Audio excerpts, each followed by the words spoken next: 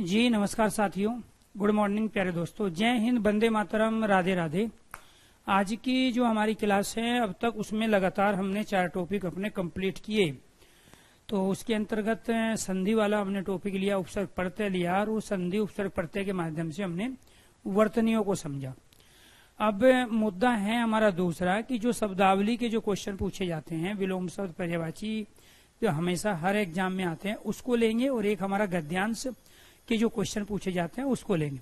तो आज हम छोटे छोटे 3-4 टॉपिक अपने कंप्लीट करेंगे। तो सबसे पहले जो हम टॉपिक ले रहे हैं वो टॉपिक है गद्यांश का, ताकि उसकी हम तरीके बताएं। उसके लिए जो हमें शब्दावली पढ़ना पड़ता है तो उसकी भी हम चर्चा करेंगे, शब्दावली की भी चर्चा करेंगे। और इसमें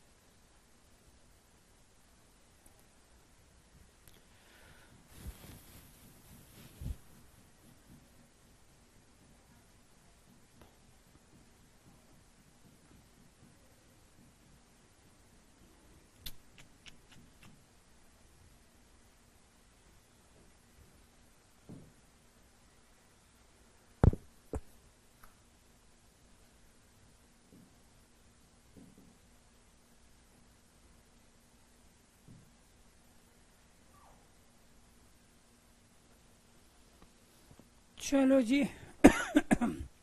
दूसरे टॉपिक ले लेते हैं। नहीं मिला पैराग्राफ की पीडीएफ ले लेंगे एक बार, थोड़ा टाइम लगेगा। उससे पहले हम दूसरे शब्दों को देख लेते हैं। एक तो आपके विलोम शब्द पूछे जाते हैं शब्दावली के अंतर्गत, एक ये टॉपिक लेंगे। इसमें बस किन चीजों का आपको ध्यान रखना है, जो आपने संधि है उपसर्ग प्रत्यय पढ़े हैं उन्हीं के आधार पर हम ये विलोम शब्द लेंगे। विलोम शब्द के जो क्वेश्चंस हैं, एक तो पैराग्राफ के आधार पे भी पूछे जाते हैं। कई बार पैराग्राफ दे दिया, उसमें कोई शब्द आया और उस शब्द में से उसने विलोम शब्द वो पूछ सकता है। ठीक है, तो मेरी आवाज प्रॉपर आपको सही आ रही है। तो आज का जो है एक उदार है, तो उदार का आपको ध्यान रखना है। उदार का अनुदार और अनुदार का उदार क्या कहलाएगा, उल्टा। ऐसे ही अधिकर्त का हो जाएगा अनधिकर्त, और इसमें लगा हुआ है अन उपसर्ग, इसका उल्टा क्या हो जाएगा, ये अन उपसर्ग है। अन और अधिकृत मिलके क्या कहलाएगा आपका, अनधिकृत। कहने का मतलब ये हुआ, इसमें ये अधिकृत तो था ही, हमने उपसर्ग लगा के इसका उल्टा अर्थ बना लिया। ये जो उदार था इसमें हमने क्या लगाया, यहाँ पे हमने अन का प्रयोग किया। अन और उदार मिलके ये बना, न और ऊ मिलके ये नु बना।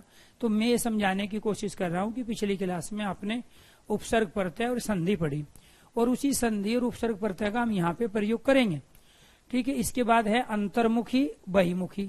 अंतर के स्थान पे बहि, जो कि एक गतिक शब्द है, ये मैं आपको बता चुका हूं। ये अंतर क्या है, ये एक गतिक शब्द है। ये अंतर क्या है, एक गतिक शब्द है। और दूसरा क्या है, ये हमारा ये बहिर है। ये अंतर है और ये क्या है, हमारा बहिर है। इसके बाद असल ये सलील है। सलील मतलब अच्छा होता है, सलील बुरा गलत होता है, असभ्य होता है। इसमें ए उपसर्ग। अगर आपको उपसर्गों की नॉलेज है तो विलोम शब्द पर्यायवाची आप कभी गलत करोगे नहीं, वर्तनी गलत करोगे नहीं। किसी भी विलोम शब्द पर्यायवाची शब्द शाब्दिक अर्थ के लिए 3 टॉपिक की आपको आवश्यकता होती है, एक संधि की, एक उपसर्ग की और एक प्रत्यय की। क्लियर। तो यहाँ पर इसमें भी उपसर्ग है, ये गतिक शब्द है। अंतरराष्ट्रीय में भी अंतर लगता है, इसमें भी अंतर्मुखी लगा। अंतर्मुखी का मतलब क्या हुआ, जो अपनी बातों को दूसरे से शेयर ना करता हो। ठीक है, जिसको एकांत प्रिय हो। बहिमुखी, जो अपनी हर बात को दूसरे से शेयर कर लेता हो, अर्पण मौला। ठीक है। अधिकृत, जो अधिकार के क्षेत्र में हो। अनधिकृत, जिसको जबरदस्ती अधिकार में ले लिया गया हो। ठीक है।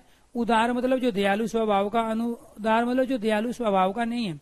तो यहाँ से शाब्दिक अर्थ के भी प्रश्न बने, यहाँ से इन्हीं में से वर्तनी भी पूछी जाएगी, शुद्ध और अशुद्ध वर्तनी। इसी के साथ इनके उल्टे अर्थ अर्थात विलोम शब्द के रूप में लेगा। अंधकार तत्सम शब्द है, तो प्रकाश भी तत्सम है। तत्सम का उल्टा तत्सम होता है, ये आपको ध्यान रखना है। तत्सम का उल्टा क्या होगा, तत्सम शब्द होगा। दूसरी चीज आपको ये ध्यान रखनी पड़ेगी यहाँ, जैसे मान के चलो शब्द आ गया आपसे कृष्ण। ठीक है। या शब्द आ गया आपका शुक्ल, तो शुक्ल का उल्टा कृष्ण होगा। ठीक है। शुक्ल सफेद, कृष्ण कहते हैं ब्लैक को। ऐसे यहाँ पे आ गया सफेद, सफेद का उल्टा हो जाएगा काला, ये आपको ध्यान। ऐसे यहाँ पे शब्द आ गया श्वेत, श्वेत का उल्टा हो जाएगा श्याम। या तो ये वाला देगा ऑप्शन में, या ये वाला। अब मैं ये समझाने की कोशिश कर रहा हूँ कि तत्सम का उल्टा तत्सम और तद्भव का उल्टा तद्भव होता है। आप कभी भी लाइफ में ये नहीं कर सकते हो कि शुक्ल का उल्टा आप काला कर दोगे, नहीं। ये तत्सम है तो इसका उल्टा भी तत्सम होगा, ये तद्भव है तो इसका उल्टा भी तद्भव होगा, ये तत्सम है तो इसका उल्टा भी तत्सम होगा। ये सारे हमारे व्हाइट के लिए आते हैं, ये शब्द हम ब्लैक के लिए प्रयोग करते हैं। ठीक है। अगर मेरी आवाज आप तक सही तरीके से पहुंच रही है और आपको सब कुछ ठीक ठाक दिखाई दे रहा है, तो आप में से एक बार कुछ स्टूडेंट ओके कीजिए, यस कीजिए। क्लियर। इसके बाद अंधकार, अंधेरा हो गया, प्रकाश उजाला। ठीक है। तो अब अंधेरे का उजाला हो जाएगा। जो अंधेरा शब्द है उसका क्या हो जाएगा, उजाला। क्यों होगा, क्योंकि ये तद्भव है और तद्भव का उल्टा तद्भव। अब आप अंधेरे का उल्टा प्रकाश नहीं कर सकते, बात समझ में आई। आप सफेद का उल्टा कृष्ण नहीं कर सकते। इस चीज को आपको समझना पड़ेगा कि ये देखो कि वो तत्सम शब्द दिया है, वो ऑप्शन में देगा आपको। मान के चलो वो अंधकार दे रहा है, वो उजाला भी देगा ऑप्शन में आपको, प्रकाश भी देगा, वो ज्योति भी देगा, वो चमक भी देगा। तो जब वो अंधकार पूछ रहा है तो उसका उल्टा प्रकाश ही होगा, क्योंकि हम विलोम शब्द कर रहे हैं। ठीक है। इसके बाद क्या है, अनधिकार से अधिकार। अनधिकार जो जबरदस्ती अधिकार में लिया गया हो। और इसके बाद ये क्या कह रहा है, से अधिकार जो अधिकार के साथ हो। जैसे से परिवार, परिवार से पहले हमने किसका प्रयोग कर लिया, से उपसर्ग। ये किस में होता है, हिंदी में। इसी से क्या बनता है, सपूत। तो यहाँ से उपसर्ग का प्रयोग किया, यहाँ अन का हुआ, तो ये कौन सा उपसर्ग है इसमें। और अन का प्रयोग हम किसी चीज को होने से मना करने के लिए करते हैं। 2 उपसर्ग होते हैं हमारी, एक तो होता है ए और दूसरा क्या होता है हमारा अन। एक ए और दूसरा क्या होता है हमारा अन होता है। तो इनका प्रयोग आपको ध्यान रखना है, किसी चीज को होने से मना करने के लिए किया जाता है। नहीं की सेंस में प्रयोग होते हैं ये हिंदी में, नहीं। और यहाँ पे हम अन और ए का प्रयोग, जैसे ज्ञान के आगे ए लगा लेंगे तो है ज्ञान, अर्थ, अर्थ जहां ज्ञान ना हो। क्लियर। ऐसे ही अभिव्यक्त, अनभिव्यक्त, इसमें भी अन उपसर्ग है। तो 2 उपसर्ग हो गए ना इसमें, एक तो अभी और एक अन। तो इसमें क्या हो गया, ये अन और अभी। इसके बाद में क्या है, ये व्यक्त, अनभिव्यक्त। इसके बाद अपना पराया, तो अपने का उल्टा क्या है, अपने का उल्टा है पराया। ठीक है। इसके बाद अव्यय, अब अव्यय क्या होता है? एलिमेंट्स, तत्व को बोलते हैं। जैसे हमारा शरीर 5 अवयवों से मिलकर बना है, पृथ्वी, जल, वायु, अग्नि और आकाश। ठीक है, हाइड्रोजन और ऑक्सीजन के मिश्रण से जल बनता है। तो जल के 2 अवयव हुए, एक हाइड्रोजन हुआ, एक ऑक्सीजन हुआ। क्लियर? तो निरअवयव जिसके तत्व ना हो, तो इसमें क्या हुआ हमारा? इसमें निर उपसर्ग का प्रयोग हुआ। निरअवयव, आधार है और ए मिल के क्या बनेगा? रे बनेगा। इसीलिए यहाँ ये रे आ गया। संधि भी चाहिएगी आपको, उपसर्ग और प्रत्यय के ज्ञान भी चाहिएगा, और साथ में साथ आपको ये ध्यान रखना है, शाब्दिक अर्थ का भी पता होना चाहिए। चलो जी, बहुत सारे बच्चे अभी भी बचपना दिखा रहे हैं। आपको ये ध्यान रखना है, मैं कई बार समझा चुका।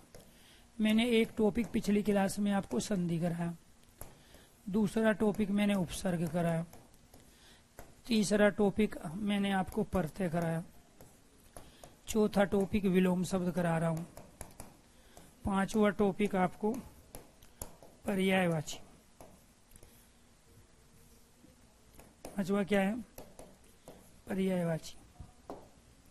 आज तक का रिकॉर्ड है, टॉपिक है आपके 5, मिनिमम 3, मैक्सिमम 6 क्वेश्चन हर पेपर में हर बार पूछे गए। 5 टॉपिक है, मिनिमम 3, मैक्सिमम 6। सर जी ये कब पढ़ाओगे? सर जी ये कब होगा? सर जी जो पढ़ रहे हैं उस पर तो ध्यान नहीं है। जो ये टॉपिक चल रहे हैं, इन्हीं टॉपिक से मिनिमम 3, मैक्सिमम 6, टॉपिक 5 है, 6 क्वेश्चन।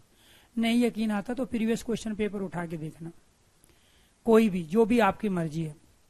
ठीक है, तो 3 से लेके 6 प्रश्नों की तैयारी कराने के लिए मैं जानबूझ के पहले वे टॉपिक ले रहा हूं, जिनके बिना आप बाकी के टॉपिक कर ही नहीं सकते। बात समझ में आई?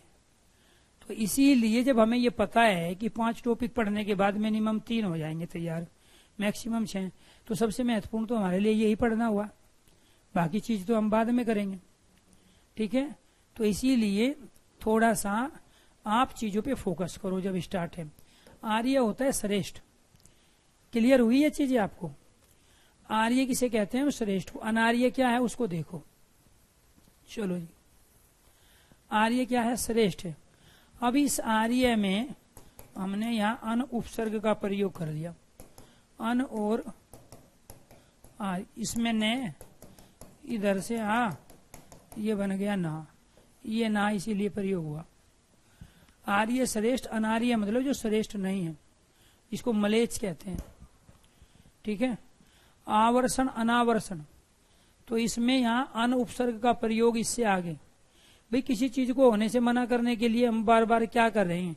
ए या अन का प्रयोग कर रहे हैं, तो आप अन का प्रयोग करके उसका अल्ट बना सकते हो। आवर्षण खींचना, अनावर्षण जहां आकर्षण ना हो। ठीक है, इसके बाद ये वर्तनी गलत है, क्योंकि उज्ज्वल में दोनों जो आधे आएंगे, मैं बता चुका हूं संधि में आपको। ठीक है, उज्ज्वल का क्या हो जाएगा? धूमिल।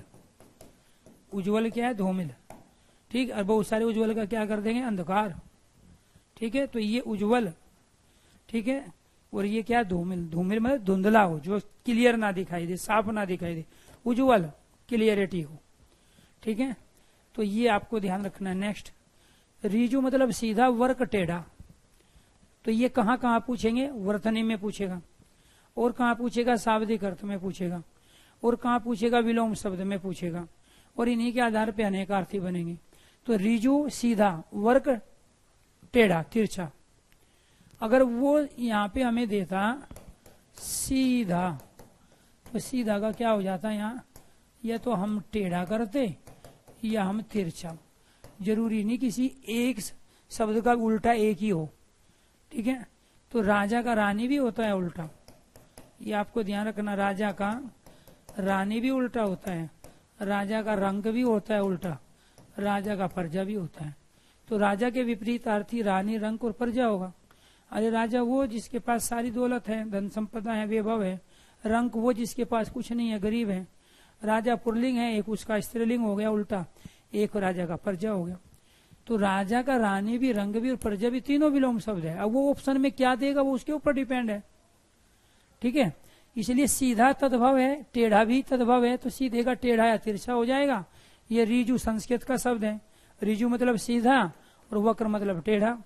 ऐसे उपकारी अनुपकारी, इसमें भी फिर वही कर दिया, अन उपसर्ग का प्रयोग कर दिया, अन और ऊ मिलके यहाँ नो बन गया। ठीक है, रित सत्य और अनर्थ क्या है, झूठ। कहने एक बार पूछा गया आपके एग्जाम में। अब जब आपको पता ही नहीं है उपसर्गों के बारे में, अन और रित मिलके ही तो अनर्थ बना है। इसमें से यहाँ क्या ले लिया हमने, आधा ने, इसमें से क्या ले लिया, री, ये क्या बन गया, ये बन गया। यही तो है यहाँ देखो। आप में से 1 भी % बच्चा ऐसा नहीं था जो इस शब्द की संरचना को जानता हो ये बना कैसे है। अरे रित मतलब होता है सत्य, सच। तो सच का झूठ होगा, हिंदी में देगा तो हिंदी का उल्टा होगा, संस्कृत का दिया है तो संस्कृत का उल्टा होगा। कि तत्सम तद्भव में भी पूछे जाएंगे, ये सारे तत्सम तद्भव है। ठीक है, तो ये रित सत्य और अनर्थ क्या हो गया, इधर से हमने आधा न लिया, ये अनुपसर्ग है, इसमें से री लिया और ये बन गया आपका ये वाला, तो इसीलिए ये शब्द बन गया झूठ। ठीक है, कलियुग, कलियुग का क्या होगा, सतयुग होगा। ठीक है, तो कलियुग का क्या होगा, सतयुग। इसके बाद है खाद्य, अखाद्य, अ उपसर्ग लगा दिया। खाद्य खाने योग्य और अखाद्य जिसको खाया ना जा सके। एक इस लोक का, पारलौकिक दूसरे लोक का। अब इसमें एक प्रत्यय है, तो ये क्या था यहाँ पे, पर मतलब होता है दूसरा, एक हमारा लोक शब्द है। और जब इसमें एक प्रत्यय आया है, तो जब भी एक प्रत्यय का प्रयोग होगा तो आपको क्या बताया जा चुका है, आपको ये बताया गया है कि यहाँ पे पे के स्थान पे आ, ए के स्थान पे आ हो जाएगा। तो ये जो पर था आपका, ये जो पर था, इसके स्थान पे क्या होगा, यहाँ आ होगा। और इसमें यहाँ 2 मात्रा लगेगी, इसमें एक ही, क्योंकि यहाँ ए का आ में परिवर्तन होता है, और इसका यहाँ पर ए ही का, इसका यहाँ ए ही का इसमें परिवर्तन होता है। बात समझ में आई। तो ए का आ में परिवर्तन, ई का ई में परिवर्तन, तो ये ध्यान रखना है। क्योंकि एक प्रत्यय है, इसीलिए लोक संसार, तो इसमें जब एक प्रत्यय आएगा तो इस वाले एक मात्रा का 2 मात्रा में परिवर्तन हुआ ना। अच्छा, लोक में तो ये था औ, तो इस वाले औ का, सॉरी, इस वाले औ का इस वाले औ में परिवर्तन हुआ है। ठीक है, औ का औ में परिवर्तन एक प्रत्यय लगने के बाद, तो शब्द बन जाएगा आपका पारलौकिक। कर्मिष्ठता, अकर्मिष्ठता, कर्मिष्ठ मतलब जो कर्म करता है, मेहनत करता है, और जो मेहनत ना करता हो।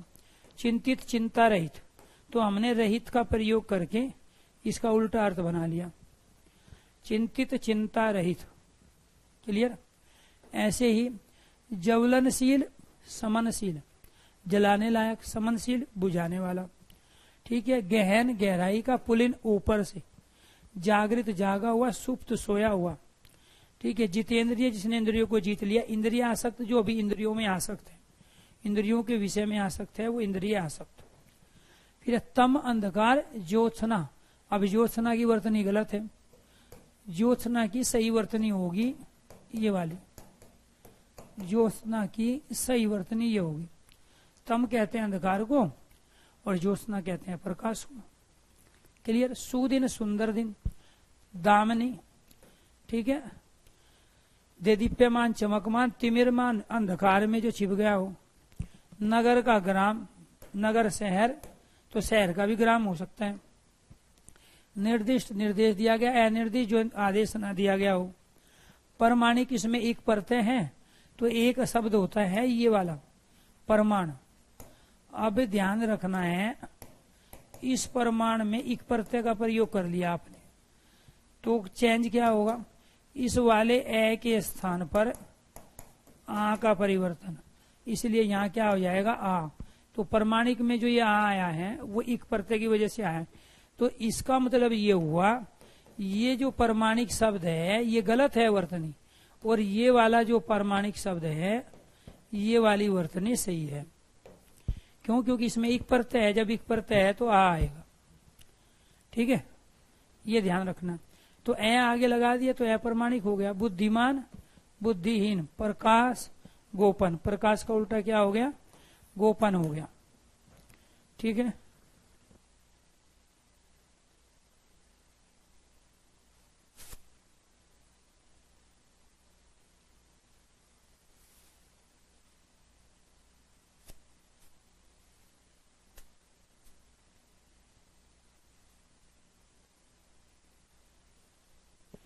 चलो जी, देखो स्पीड जो है ना वो आईक्यू लेवल की होती है, ठीक है। और आपको अपना आईक्यू लेवल जो है वो बढ़ाना पड़ेगा, ठीक है। इसके बारे में तो आप रोज पढ़ते ही हो। तो आईक्यू क्या है? आईक्यू है आपकी मानसिक आयु, मानसिक आयु। और इसके बाद दूसरा क्या है आपकी वास्तविक आयु। वास्तविक आयु क्या है आपकी? जितने बर्थडे आप मना चुके हो। अब मान के चलो अब तक आपने जो बर्थडे मनाए हैं वो मना लिए हैं 20, ये मान के चलते हैं, ठीक है। इसमें गुणा 100 करेंगे। हमने ये मान लिया कि यहाँ अभी जो है आप 20 बर्थडे मना चुके हो, 20 साल के हो। आप में से कुछ बच्चों की अभी जो मानसिक आयु है, जो आपकी बुद्धि फंक्शन कर रही है, जो आपका ब्रेन फंक्शन कर रहा है, तो वो ये आएगा निकल के। अब ये जो बच्चा है सामान्य बच्चे से भी कम है। अब आपके साथ बहुत सारे बच्चे पढ़ रहे हैं और वो चीजों को कैच भी कर रहे हैं। क्यों? क्योंकि वो एकाग्र है, उनका ध्यान है यहाँ पे। वो ताम जहां इधर उधर की चीजों से डिस्टर्ब नहीं है। पढ़ते समय वो उनको ये पता है कि मैं सरस्वती की आराधना में हूँ और उसी के आधार पे मुझे आज ये चीज सीखनी है, क्योंकि ये क्वेश्चंस हर जगह पूछे जाते हैं जितने भी एग्जाम होते हैं। अब ये जो बच्चा होगा ना, इसको हम बैकवर्ड चिल्ड्रन कहेंगे। अब इसको फाइनली सिलेक्शन लेने के लिए 2026 का वेट करना पड़ेगा। इसका मतलब ये बच्चा 2026 के लिए पढ़ रहा है। भाई बर्थडे तो मना चुके हो 20, ब्रेन फंक्शन कर रहा है 15 साल वाले बच्चे का, तो 5 साल पीछे होना अभी अपनी उम्र वालों से। तो 5 साल जब पीछे हो तो अभी तो फिर 2026 की तैयारी में चले गए आप। लेकिन आपको क्या करना चाहिए था? आपको सिलेक्शन लेने के लिए इस बड़ी भीड़ में से यहाँ पे ये 20 साल के हो और आपका ब्रेन 25 साल के बच्चे को टक्कर दे रहा है।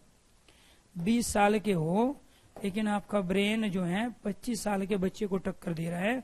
इस बालक को कहते हैं प्रतिभावान बालक, गॉड गिफ्टेड चाइल्ड।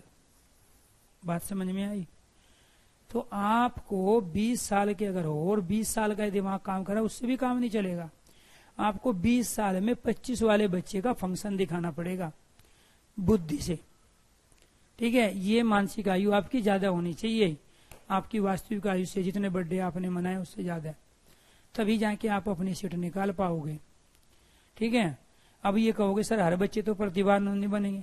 अगर हिंदी में ये स्थिति हो गई तो बाकी में क्या हाल होगा अंदाजा लगा लो, ठीक है। तो इसलिए आज के बाद मत बोलना सर जी स्पीड ज्यादा है, सर जी हमारी ये क्लास नहीं हो रही है, वो नहीं हो रही है। तो ये सारी जो चीजें हैं आपको रोज कुछ न कुछ नया सीखना है और अपने आप को पर्टिकुलर किसी एक टॉपिक से या सब्जेक्ट से इस आदत के साथ आगे बढ़ना है कि मुझे उस टॉपिक को दोबारा लाइफ में ना पढ़ना पड़े, ठीक। समझो, अब ये विलोम शब्द अपने आप में कोई 100-150 शब्द नहीं है जो किताबों में दिए, ये लाखों शब्द है।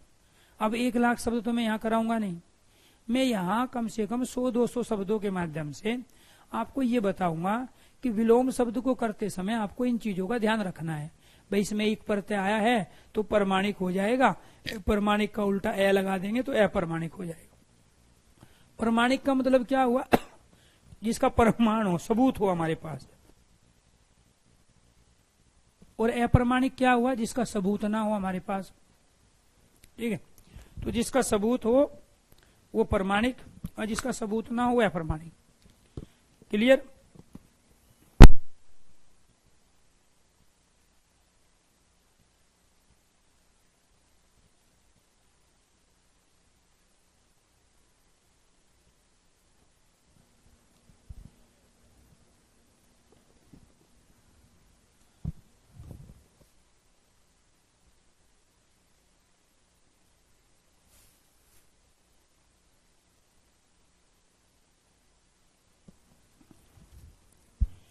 प्रकाशन जो सबके सामने हो, गोपन जो छिपा लिया गया हो। गोपन का मतलब जो छिपा लिया गया हो, ठीक है, वो क्या कहलाता है? गोपन। चलो जी, मनसा कर्मणा, तो मनसा क्या है, इसका उल्टा है कर्मणा। मन से किया गया और इसके बाद ये क्या है, कर्म से किया गया। रसीला जिसमें रस हो, नीरस जिसमें रस ना हो, बिना रस का, रस के आगे नी लगा दिया तो नी उपसर्ग आपको बताया गया था, नी का अर्थ बिना होता है। तो नी रस बिना रस के, नी रस बिना रस के, तो नी का अर्थ बिना है, नी का अर्थ अभाव भी होता है, रहित भी होता है। तो जिस जो जहां रस का अभाव है, रसीला जो जिसमें रस है, ठीक है, इसमें प्रत्यय लग गया, रस मूल शब्द है और इसमें ईला प्रत्यय का प्रयोग हो गया, शब्द बन गया रसीला। ठीक है, प्रत्यय का खुद का कोई अर्थ होता नहीं, जिसके साथ लगेगा उसका अर्थ बदल देगा। अभी आपसे हो सकता है इसमें प्रत्यय पूछ ले, ठीक है, या फिर वर्तनी पूछ ले, एक रसीला ऐसे दे देगा आपको, ये वाला रसीला एक उस तरह से देगा। तो इसीलिए आपका फोकस कभी भी लब्ध मतलब जो प्राप्त किया हुआ हो, ठीक है, प्रदत्त मतलब जो दिया गया हो, लब्ध लेना, प्रदत्त देना, ठीक है, सात्यता सदैव निरंतर हमेशा कंटिन्यू, सात्यता जो कंटिन्यू ना रहे, सदैव ना रहे, हमेशा ना रहे, इसमें ए उपसर्ग का प्रयोग कर लिया। क्लियर, सात्यता मतलब सदैव हमेशा निरंतर कंटिन्यू, और असात्यता जो कंटिन्यू ना हो। अभिसरण और अपसरण, अभिसरण का मतलब होता है जिसका अनुगमन किया गया हो, कोई चीज बनी थी और हम उसी पे चल के अपने लक्ष्य तक पहुंच गए, उसका हमने अभिसरण किया। अनुकरण मतलब कॉपी करना, हूबहू कॉपी करना। अभिसरण मतलब हमने अपना रास्ता चुना, पहले से जो रास्ता था उसको और इजी बना लिया। अपसरण का मतलब होता है उस रास्ते से एकदम अलग, डिफरेंट चीजें लेके चले। ऐसी ही है अनुरक्ति, विरक्ति, विरक्ति मतलब किसी चीज से दूर हो जाना। अनुरक्ति का मतलब होता है किसी चीज में लगे रहना।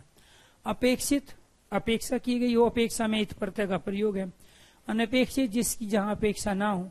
अस्तित्व जिसकी सत्ता मौजूद हो, अनिश्चित जिसकी सत्ता मौजूद ना हो। ऐसे ही अनाहुत जो बुलाया ना गया हो। आहुत के आगे यहाँ पे क्या लगा हुआ है, अन का प्रयोग है। अन और आहुत क्या कहलाएगा, अनाहुत। अन और आहुत अनाहुत, तो अन और आहुत। इसके बाद इस्ते, इस्ते, तो यहाँ पे ये इस्ते ग्रहण करना, इस्ते त्यागना। अर्जित प्राप्त कर लेना, अनर्जित जो प्राप्त न हुआ हो। असन जो अभी किसी चीज के साथ जुड़ा ना हो। अनसन जिसको त्याग दिया गया हो। ठीक है, अधोमुखी जो नीचे की ओर मुख है, क्योंकि इस वाले अध का यहाँ अर्थ होता है नीचे, तो जिसका नीचे की ओर मुख है वो अधोमुखी, और जिसका ऊपर की ओर मुख है वो ऊर्ध्वमुखी। तो अध का अर्थ यहाँ नीचे, एक अध ये भी होता है, अध का अर्थ होता है आधा, अध पका, अध जला, अध खिला। ठीक है, लेकिन यहाँ पे विसर्ग संधि में बताया गया आपको कि इस वाले विसर्ग का औ में परिवर्तन होकर शब्द बना है अधोमुखी। अब वो पूछ लेगा आपसे इसमें बताइए कौन सी संधि है, वो पूछ लेगा आपसे इसमें उपसर्ग बताइए कौन सा है, ठीक है, या इसका शाब्दिक अर्थ बताइए, या इसका विलोम शब्द बताइए। अधोमुखी ऊर्ध्वमुखी, आप लैंग्वेज पढ़ रहे हो, और लैंग्वेज में सबसे बड़ी कमांड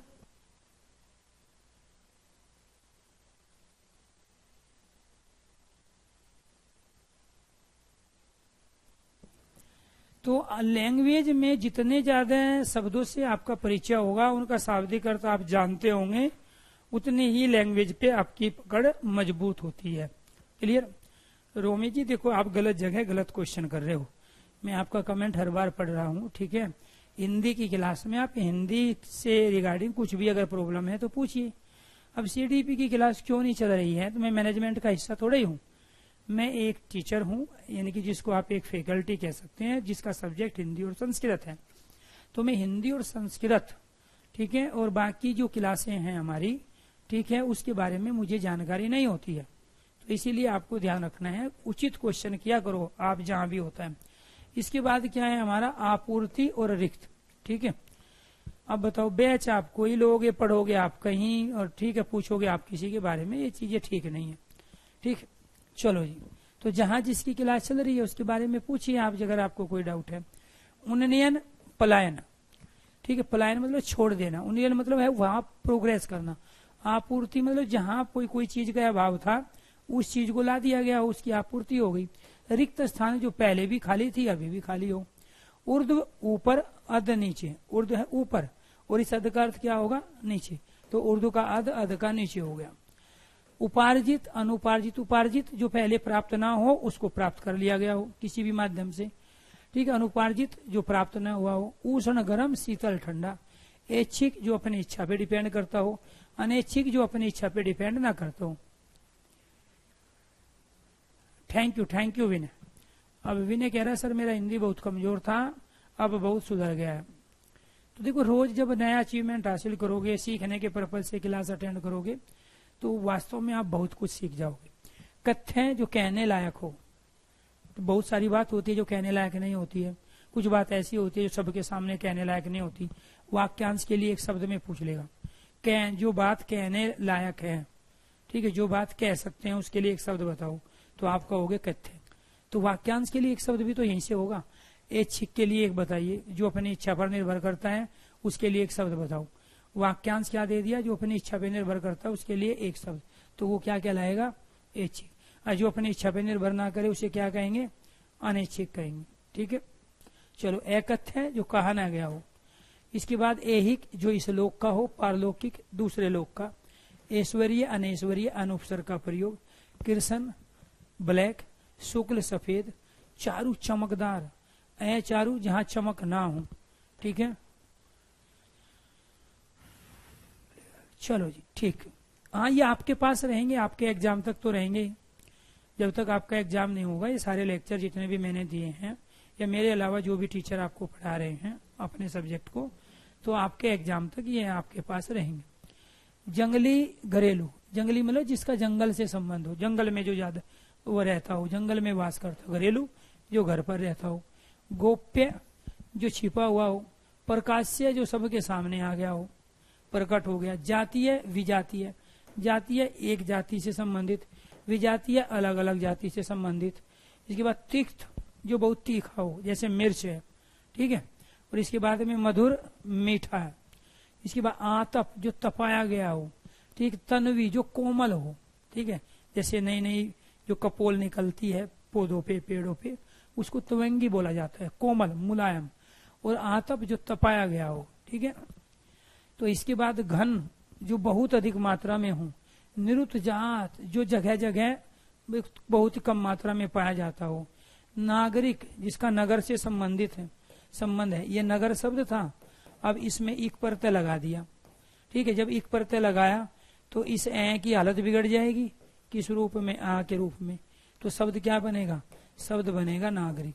तो इस नागरिक में ये वाला आ कहां से आया, इसका लॉजिक तो समझ गए होगे आप, क्योंकि इसमें ये एक प्रत्यय है, और जिसमें एक प्रत्यय होगा वो ए का आ में परिवर्तन होता है, ये मैं बता चुका हूं। तो ये नागरिक ये ग्रामीण है, तो इसमें क्या हो गया, मूल शब्द ग्राम है और इसमें ये वाला इन्हीं प्रत्यय का प्रयोग हुआ है। अब निषिद्ध है, इसका वीत होगा। वीत मतलब जाना गया, जिसके बारे में हमें जानकारी हो। निषिद्ध मतलब जिसके बारे में हमें कोई जानकारी ना हो। अब वो वाक्यांश के लिए एक शब्द में भी पूछ लेगा, अनेकार्थी में पूछेगा, शाब्दिक अर्थ में पूछ लेगा, या फिर वर्तनी में पूछ लेगा। क्योंकि आप लैंग्वेज से आपका मुकाबला होना है। लैंग्वेज में शब्दों का अपना खेल है। जितने ज्यादा शब्दों से आपका परिचय होगा, जितने ज्यादा शब्दों के आप अर्थ जानते होंगे, उतना ही आप बेस्ट कर पाओगे। निर्बंधित अनिर्बंधित, इसमें क्या लगा दिया हमने, ए उपसर्ग लगा दिया। पोषित का अर्थ हो गया अपोषित, पोषित का क्या अर्थ होगा, अपोषित है। बक्से अबक्से, जो बक्से जो भोगने लायक हो, या बक्से जो भोगने लायक ना हो। मन सा क्रमणा, तो मन से उत्पन्न, क्रमणा कर्म से किया गया।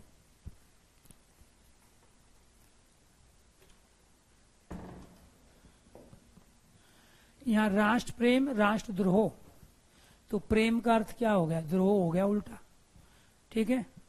आतप मतलब तपाया हुआ, ठीक है। जैसे आप लोग तप रहे हो, बार बार परीक्षा देते हो, मेहनत करके संघर्ष करते हो, आपका सिलेक्शन नहीं होता, फिर और ज्यादा मेहनत करते हो, ठीक है। तो वो क्या है, आप तपस्या कर रहे हो एक तरह से, उसी को आतप बोलते हैं। वरिष्ठ कनिष्ठ, वरिष्ठ बड़ा, कनिष्ठ छोटा।